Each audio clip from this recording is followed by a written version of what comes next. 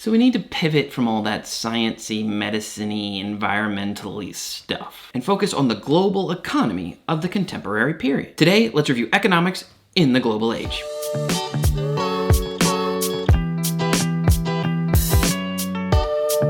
This is another section that's kind of all over the place. Theoretically, this is one of the last things you covered in your class, so I'm going to be brief here. And since we don't have the benefit of time to get a good grasp on all the major themes of the last decades, the College Board just kind of brings up a bunch of stuff about the global economy. Let's run through them. First, free market policies. These lean to the laissez-faire model of Adam Smith a few units ago, back in Unit 5. Well, in the early contemporary period, many governments intervened in the economy to mitigate the effects of the Great Depression. But in the later 20th century, economies like the United States and Great Britain sought to lift regulations and let the economy be. Fail-safes had been put into place after the Great Depression and the stock market crash to make sure that that kind of event doesn't happen again. So leaders like the President of the United States, Ronald Reagan, or the Prime Minister of Great Britain, Margaret Thatcher, sought to unleash the power of capitalism by limiting government involvement. And don't think this is just a Western democracy thing either. China finally turned a corner after Mao finally died in the 1970s. Under their next leader, Deng Xiaoping, China saw a loosening of restrictions and a loosening of government involvement in the economy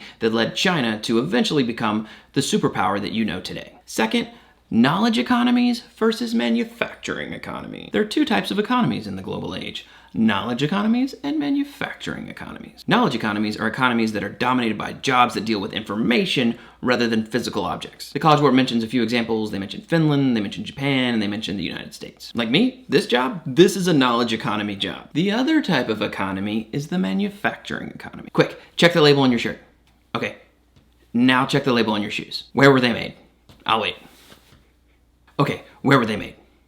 You know I can't hear you, right? But if I could hear you, you're probably saying something along the lines of Vietnam, Bangladesh, China, Honduras, Mexico. These economies are structured for producing things for sale globally. For example, 25% of Mexico's economy is manufacturing. For reference, the United States is about 11%. Third, multinational corporations. Luckily, they don't mention HSBC here.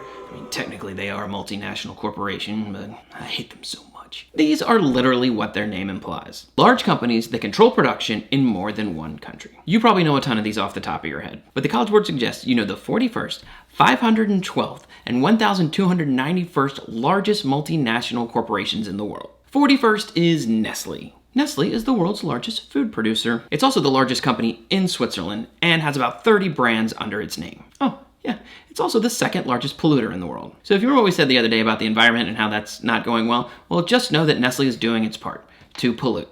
Second worst on the planet. The 512th largest company on Earth is Nissan. This is weird because it's only the 55th largest company in all of Japan. And it's only the 5th largest multinational automotive company in Japan. But it's a multinational corporation, so it checks out. The 1,291st largest corporation is Mahindra & Mahindra. This you may know as an Indian tractor company and a multinational corporation. In fact, if I just look here and we can see where my nearest dealer for the multinational Indian corporation for me, it's in West Virginia.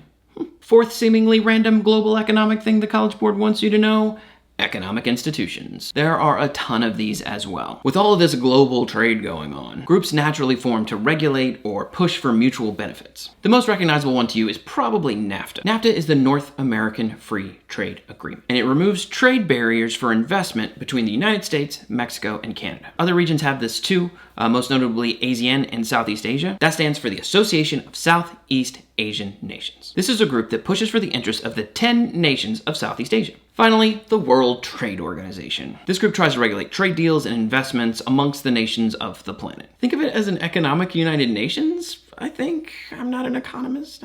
Their goal is to increase world trade and lift barriers to that trade. They are one of the key drivers of the economic globalization of Unit 9. That was a lot of economics. But I needed to distract you from the ecological disaster that clearly awaits us in the coming decades. So, mission accomplished? I know what you're thinking. With a perfect global planet, no one had any reason to be upset about anything in the contemporary period. So what kind of reforms are being called for after 1900? See you tomorrow.